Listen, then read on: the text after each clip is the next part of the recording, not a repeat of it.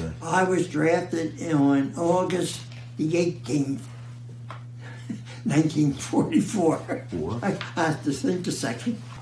I had just gotten out of school in June, and this is August. My basic was at Camp Grant, Illinois. It was a medical training center. So my basic and my medical training was all in one. We had 18 weeks. And we did not have any guns at all. How close were you to the front lines when you were a medic? We worked a lot of times in no man's land. In other words, a lot of times when they were withdrawn, a fellow, you had to go out and retrieve them and try to save them.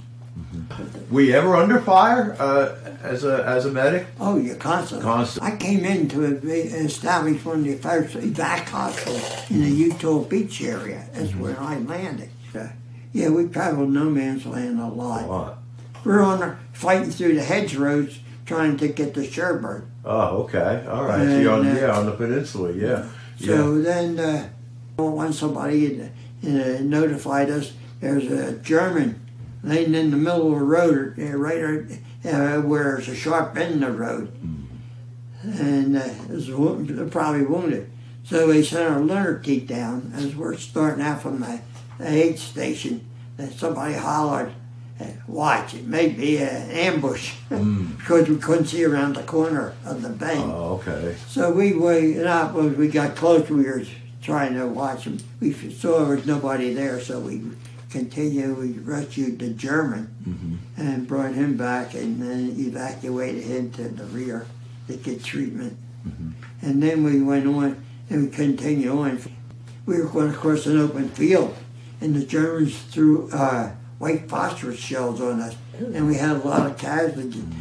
We went in and rescued the fellows, which quite a few got hit with those way they would explode and all.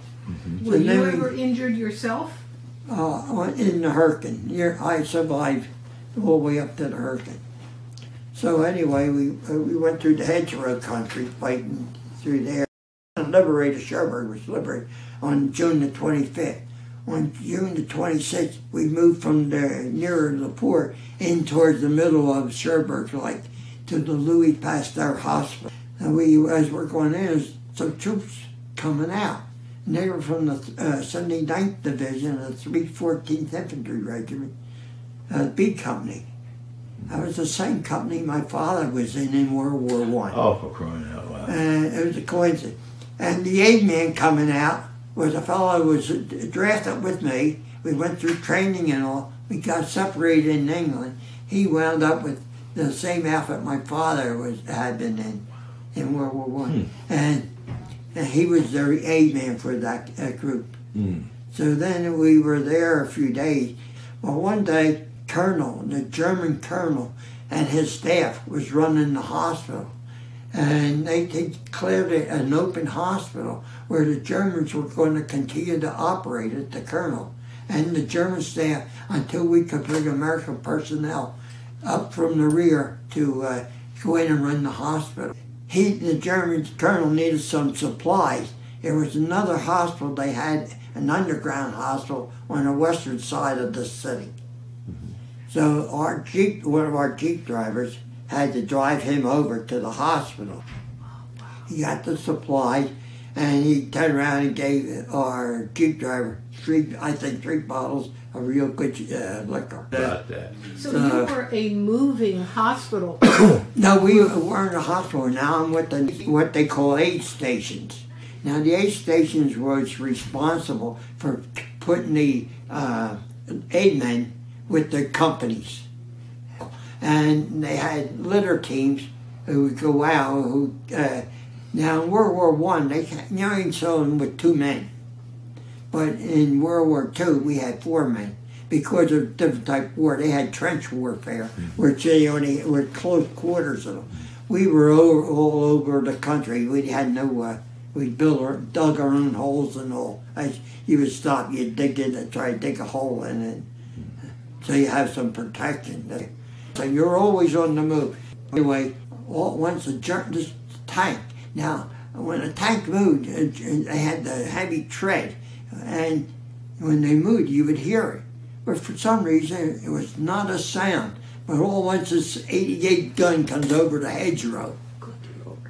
And so we scattered, and with some old German Foxholes, we jumped in, and I jumped in one, and the next thing I heard, bang, pow. It hit the top of my hull and blew part of it in. Oh, wow. I didn't know it until years later, but I was knocked unconscious. But I thought it was only a few seconds. Got up and cleaned myself off and peeked over the edge of the hole, and it was our troops, soldiers marching, the company's marching out. So I thought, oh, well, that's ours. So I climbed it out, and the guy says, we're the last 2 men of the company. We're the rear guard. And I caught the last man, so I said, okay, so I followed them in. When they turned to go where their holes were, they were bivouac, I turned where the aid station was. As I come walking in, my CO was talking to his assistant, and he turns around, and he said, this funny look on his face. He comes over to me and says, what are you doing here? You reported killed. I don't know whether I guess the devil didn't want me or what, I don't know. I went over to my hole, and then he came over and said, get your stuff, I want you to go back to get a good night's sleep, right? He realized I was unconscious, I guess, and I had no idea until years later. How about that? Wow. You were handling only the people who were wounded. Was there a different group that took care of burying the people who died? Oh, yes, yeah, they came in after you were leaving the area. Graves registration. So let's walk us through now. You've gone through France. We went through France. How far did you go? You went all the way through into Germany? Germany. And, well, we were transferred down to Luxembourg to get a replacement for the casualties we lost. And they turned around and the bulge started. So we got caught in the bulge. And we were at the southern end of the right end of the bulge, or southern end. Did you stay through the end of the Battle of the Bulge? Yeah, oh, yes. We finished that up. I'd like to get this in your records. The colonel from the 12th, he turned around and took MPs and cooks and made a combat group out of them and brought them up because you had no manpower, you had nobody to hold the line. So he brought them up to be defend. Another colonel, he turned around and took MPs. He got them and made a combat group from them. And there was another colonel from the 159th Combat Engineer, brought 2 companies of men. We ended up, we went back up into the exact same spot in Sternia Eifel Forest. We went straight through, and this time we crossed into Germany, and which was the 6th time our outfit was back and forth into Germany. Wow. Now you said when the war ended, you were on your way home. Right. Why were you discharged? I got high on points. We got so many points for time in service, so many points for decorations, so many points for battles. I was in 5 major battles over there. And I got the Bronze Star Medal for valor. It's got a V device on it. And I got 2 ugly clusters to the Bronze Star Medal. So you got points for each one of them. You got so many for the battles. May 1st, they put us on, had a ship, George Washington. That was a World War I ship that was converted to a troop ship. And we went from Le Havre on May the 1st. We sailed over to Southampton. We picked up 500 litter casualties and brought them back on the ship. And on the 8th of May, the war ended, say early on the 14th, and the German submarine surfaced. And that day he followed us over in. Now, he surrendered to our captain. They could have shot us and sunk us as easy. But anyway, he surrendered to the captain, so they were following us. During the night, the Coast Guard came out. On the night of the 14th, came out from Cape May, picked up the submarine and escorted that into Cape May. And our ship sailed into New York Harbor on the 15th, and we docked. What an exciting return home you had. Yeah. I love it.